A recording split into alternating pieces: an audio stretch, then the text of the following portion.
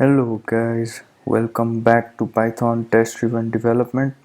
And in the last video we created our tests for the setter methods, and we also finished all the setter methods.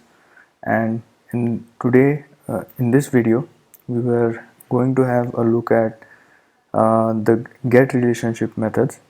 But before that, I just wanted to make a quick save before we get into writing more code, as in I wanted to make a git commit. The thing is, guys, I went ahead and did it in the background because I had a lot of problems, as in my Travis was not syncing up and all that. So now I have all of that fixed. So I'm going to show you what exactly I changed.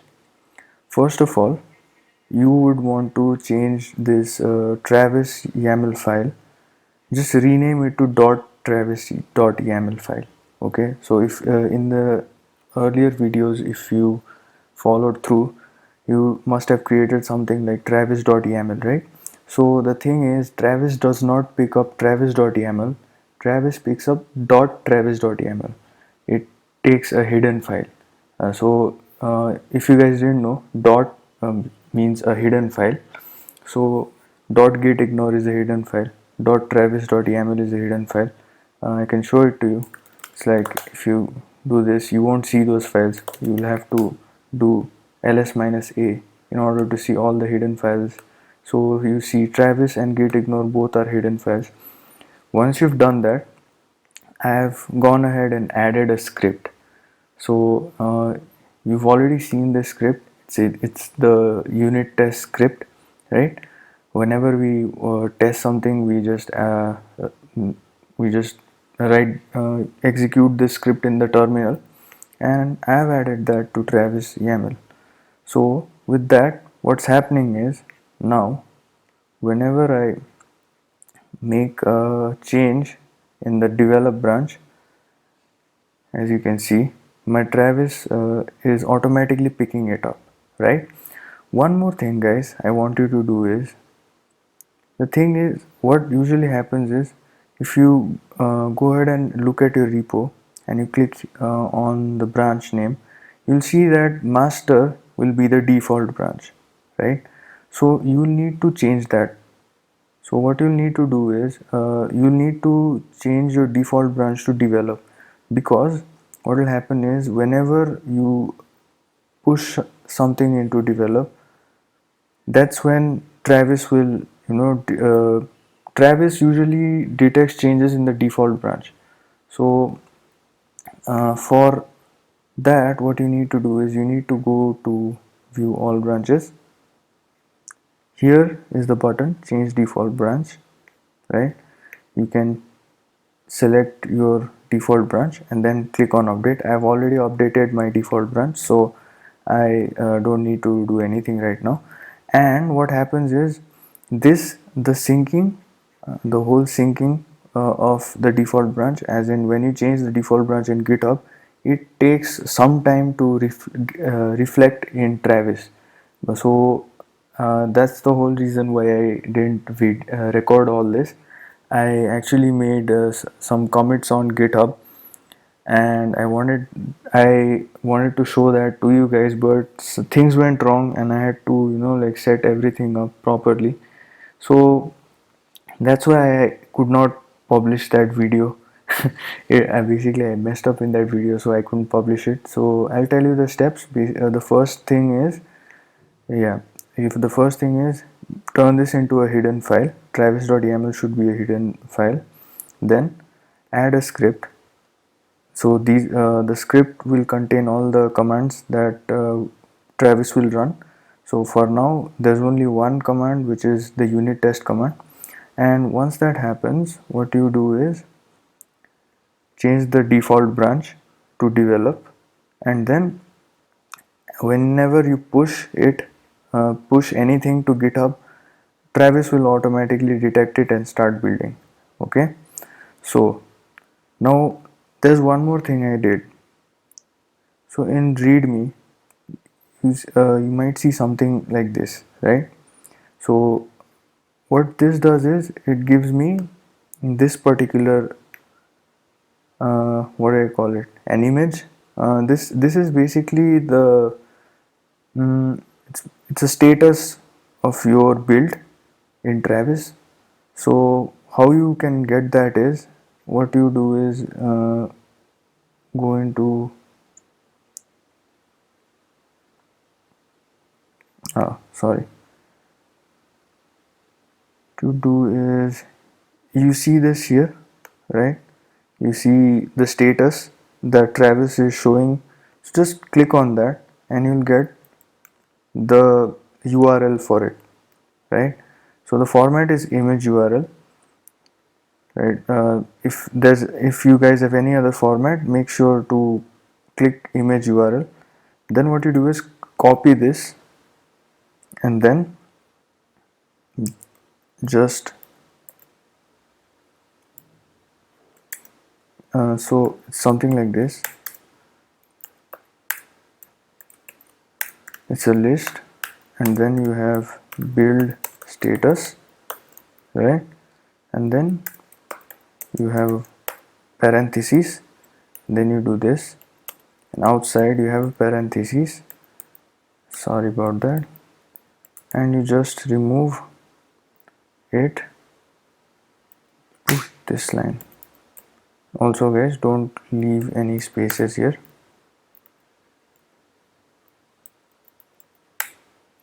Don't leave any spaces in between. So yeah, that's how it's done.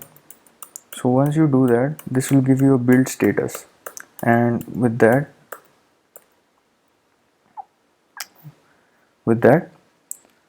you'll get a nice little build status in your readme file, right? Okay, cool. So now I have a small problem. The thing is, I made some mistakes, and as you can see, this is where I left off in the last this is the last commit that had been made, and after that you can see I have made about 4 commits, right, already. So that was all because of the problem. So if you can see, created guidelines family tree with member, added unit test for setter methods and member class. Basically whatever we covered in the last video, this commit is a commit for that, right? So after that, what I did was I added unit test script for Travis. So what I did was I added this particular line in travis.yaml. Okay, I made a commit, and then what I did was it didn't work out, so I had to change a couple of things, and then I came to know that it's not travis.yaml, it's .travis.yaml.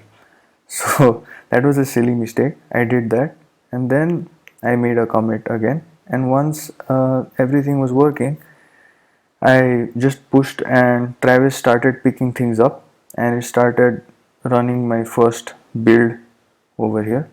As you can see, it's building. So this is what the build looks like, right? It installs pip requirements.txt because that's part of the install script, right? And once the install script runs, we run the commands in the script section. So it ran the command in the scripts section, all 5 tests passed, and then our build exited with 0.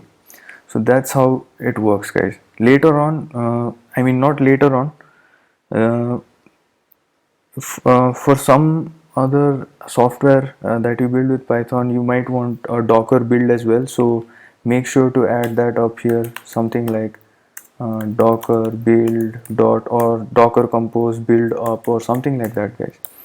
So now the the problem is that I just made too many unnecessary commits, right?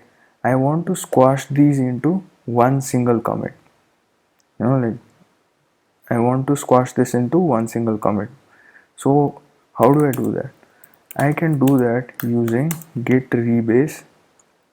What I'm going to do is, this is where I want to squash my commit to. This is the this particular commit, and everything above it will turn into one single commit. Okay, I have unstaged changes. Okay, so let's look at what the changes are. Git diff. Okay, so I don't want any of those changes, those are just some things I was trying out. So now I have a clean branch, and what I can do is I'll rebase all of that, and what you do is you press WQ. So by the way, there's like two main keywords that you might want to know. One is squash and the other is pick. So pick is basically you don't want to pick means individual and squash means you group them, right? So let us just squash all of these. You can fix this with you cannot squash without, oh sorry, so I think I started. So what I'm going to do is I'm going to abort this rebase. Sorry, I mean abort this rebase, and yeah, so the actual commit that I want to revert to, I mean I want to squash is up to this commit, so I'll have to rebase up to here. So it's like git rebase I this commit, and then the first one will be pick, the rest of them will be squash. SQUASH SQUASH SQUASH, right?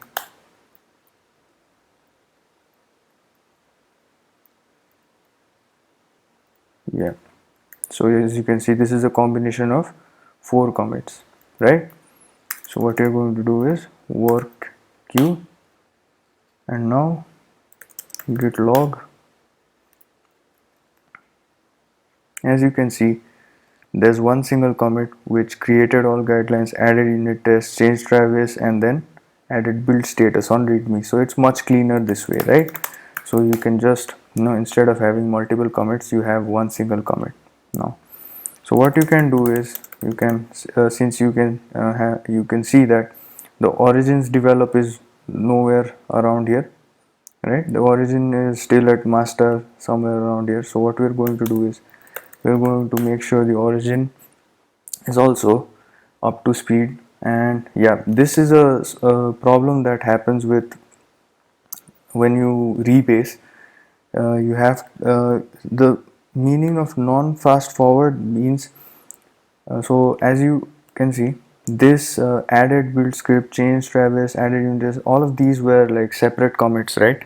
So when you push into develop, these commits will be added one after the other. That's called fast forward, right? But here, since we've squashed all the commits, there is no fast forward. So since this is a non-fast forward commit, it gets rejected. So what we need to do is origin develop -f, which is force. This is not the best practice, but sometimes it's okay. So let's just press that. Now if you see, there's our origin develop, it's all up to speed.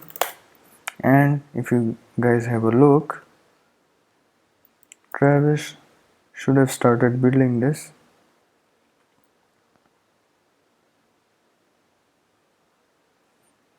It should have detected all the changes there. Yep, as you can see, it has started the build, and now things are going to happen. I mean we can wait, but there's no reason actually. So what it's doing is it's getting Python 3.8.1, then it will install all the requirements, and then it will execute the test scripts. So yeah, we can let this run in the yeah, it finished all the scripts as you can see. So that's it guys, I just wanted to show you guys how to set up Travis, and with that we also pushed, and we just learned something about rebase as well, if you guys already did not know that is. uh, so rebase basically rebases your current head. So whatever this head is, it rebases your current head to wherever you point it. It can be another branch, it can be a commit in the in your git log, or I mean any valid point in git's history, right? So that was it, guys. In the next video we'll start looking at our get relationship methods, and after that we'll actually start pushing new things into GitHub as well. I mean continuously pushing new changes into GitHub as well. So make sure to follow along. I know the past few videos have been quite problematic, and I'll make sure the quality is better from this video onwards. So with that, if you like this video, please do like, and if you want more content from me, please press the subscribe button as well. So with that, I will see you in the next video. Bye.